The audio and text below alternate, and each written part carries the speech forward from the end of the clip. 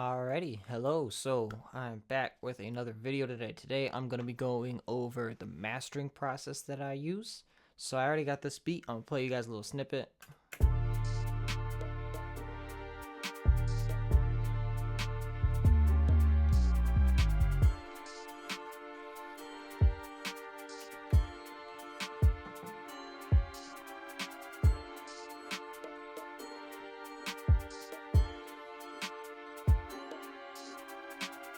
It's hard. So I already mixed it, I already arranged it, all of that. I will warn you, I am gonna be using some paid plugins, but it's really just like the Slate, like they're all access pass. It's like literally 15-20 a month, I think. And you get just an insane list of plugins that are just like so crazy. Like it's what I use to mix vocals, do my mastering, like all of that. So I really like it, and that's just what I'm going to use. It's all about the ideas that I want to share with you guys, so you can take it and use it on any other plugin that does the same exact thing. You don't have to use the exact same compressor or EQ or like my limiter that I use. But it's so as long as you understand the fundamentals and the ideas, then you could take it and use whatever plugin you want. So first off, I always start my master chain with an EQ, just so I can bring out and take down some frequencies. The first frequency you really want to worry about is going to be your bass frequency. It's going to be about 250. So I really want to use that to bring out my kick. So what I first start with is I want to turn this Q down just a little bit to make that a little bit tighter, and then I just turn it up just so that I can try and hear where my kick is being masked by my bass, if that makes sense. So I'm just going to do a little bit of listening. So you hear when I put it on 182 right there, you could barely hear that kick. And now if I take that down,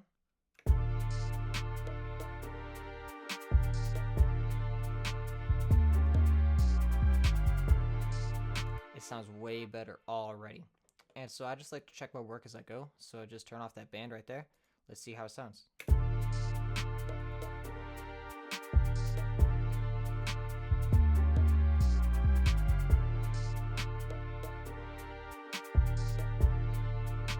Yeah, that sounds pretty good right there. And so then from there, I'm going to search for some frequencies up here.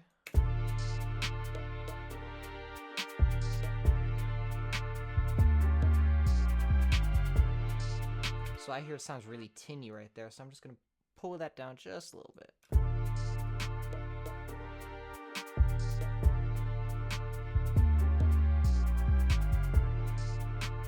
So yeah, that sounds good. And I'm going to use my high shelf up here just to brighten up my highs, about 10 kilohertz.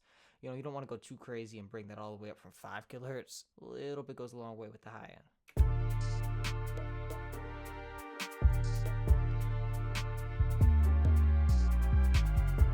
So already I can hear how that hi-hat sounds more present already.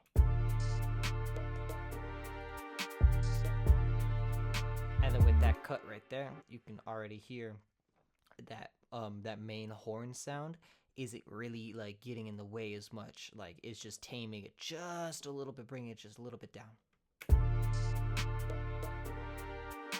So now my next problem is really going to be my snare. So I'm going to want to boost right there because I'm already seeing that those frequencies right there when the snare hits, that's where it's living. So I just want to boost that just a little bit to bring my snare out.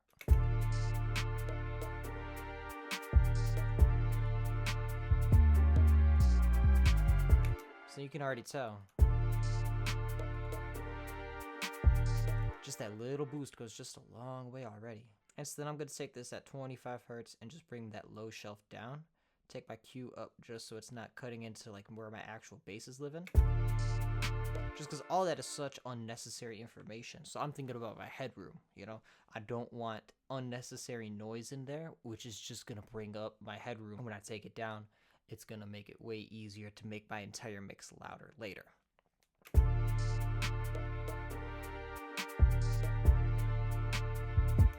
Yeah, that sounds good. I think I just want to take my snares down just a little bit.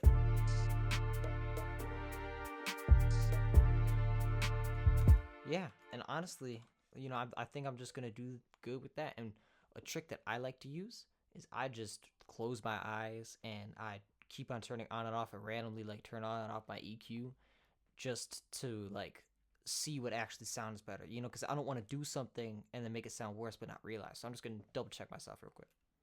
So right now what I'm listening for is going to be that snare and that kick to really tell what sounds better with that, because that's really the main problem I'm trying to fix.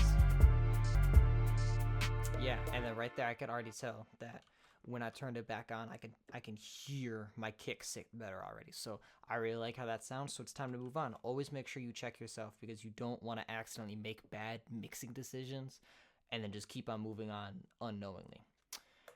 Now next, usually I would just go straight into my mastering, my FGX2, but recently I've been adding MOTT, a multiband compressor. And I prefer it over the stock FL21 because I think it gives you a lot more customization opportunities, which is really what I'm looking for. And so honestly, all I want to do is just bring that 75 to that 150 hertz, and I just want to listen real quick.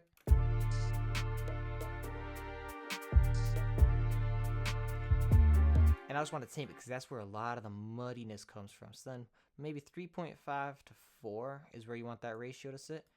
You want to turn that release down way, and then make sure that that attack is a little bit higher, just so that you're not going to experience that pumping. You can even just turn the release on just a little bit more, just to make sure that that pumping doesn't occur, where it's like compressing, not compressing, compressing, not compressing, you know? If you guys want me to do a full video on compression, I could do that if you want. I know it's hard to understand, but it's really essential. So if you want a fuller video where I break it down more, let me know in the comments. But yeah, let's keep it pushing. So let's just listen to what I got already right now.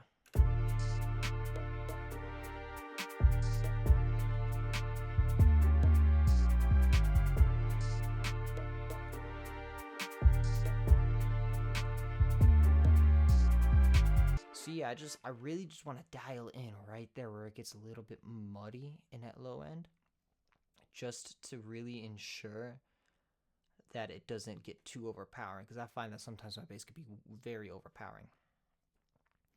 And then I really just want to bring this up to about 5 kilohertz, and then I just want to boost this high end a little bit, which is really what I like about MOTT, is you can then use this to then just add a little bit of that upwards compression.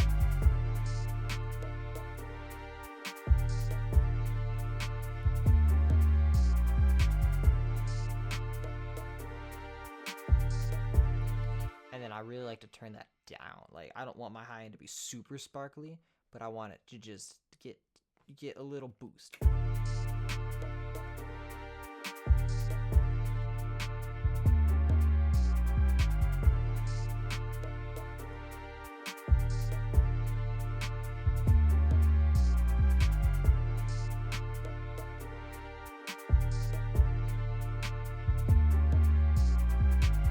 And then honestly, just a little bit goes a long way, especially with this specific plugin. Like, you see how much life it really brings in?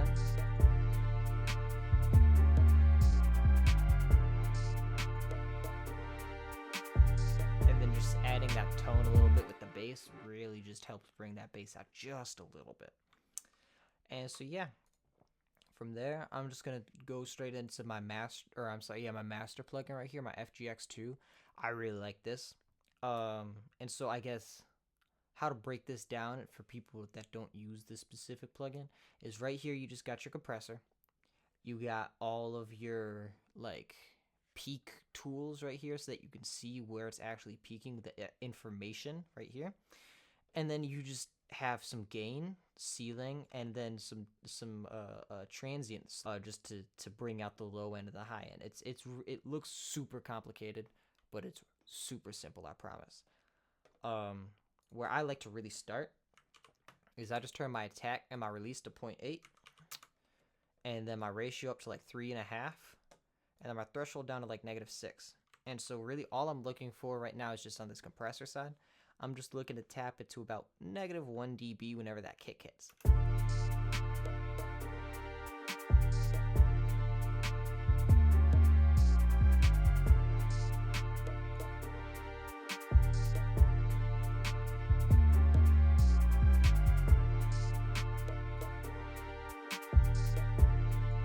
So yeah, about 0.5 to 0.75 decibels of gain reduction, you don't want to go too crazy.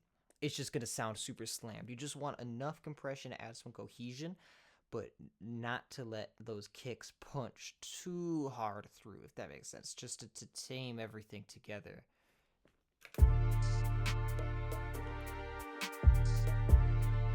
And then you just set that ceiling to -0.1 so that you can just get it as loud as you need. And you just turn the gain up.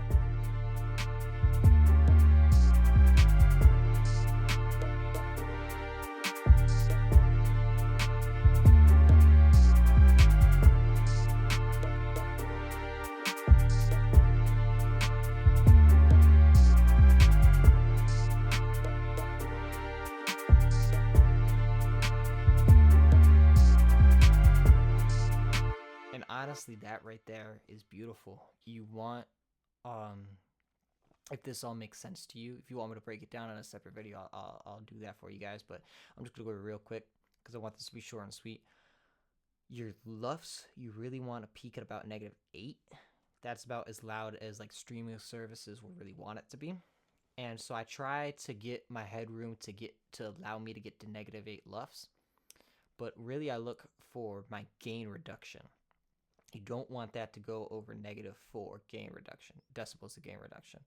Just because once you get about that 3.75 to -4 decibels is when you really start to be noticeably taking out important information of your mix. So really that's just going to come down to your ears. It's not a hard set rule. Sometimes it starts to get distorted around -3.25.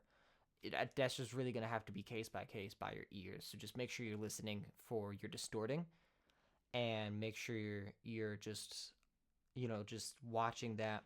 That's really my mastering chain. From here, I got the special headphones, so I get to use like the VSX technology where I get to listen in different people's rooms and monitors. So I'm about to go do that, but that's really it. I'm going to go make some minor changes, and then yeah, so that's really how I keep my master chain. It's nice and simple. It's just EQ. You're going to want to listen for that kick and that snare, and then brighten or take away some of that high end if it's too crazy.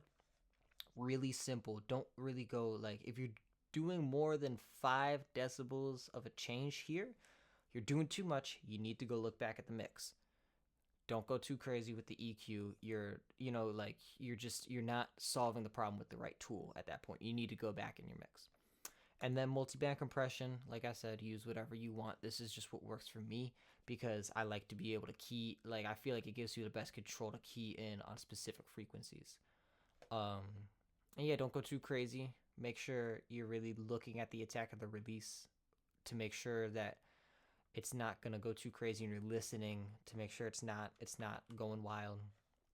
And then yeah, just a little bit of compression from there, and then make it loud, man. Don't go too crazy, but make sure that it's not quiet. You don't want to upload it to streaming services and then have people be like, oh, I can barely hear, I gotta turn it up in my playlist. So then they're just gonna take it off your playlist, especially if you're not like a big name. Like, people don't care. So hope you guys enjoyed. If you want a deeper breakdown on anything, let me know in the comments. Hope you guys enjoyed. Make sure to leave a like, a comment, and make sure to subscribe if you guys aren't already, so that you know when I upload the next video. I'm going to try and do 2 to 3 a week. So yeah, let me know what you guys want to see next, and I'll see you guys soon.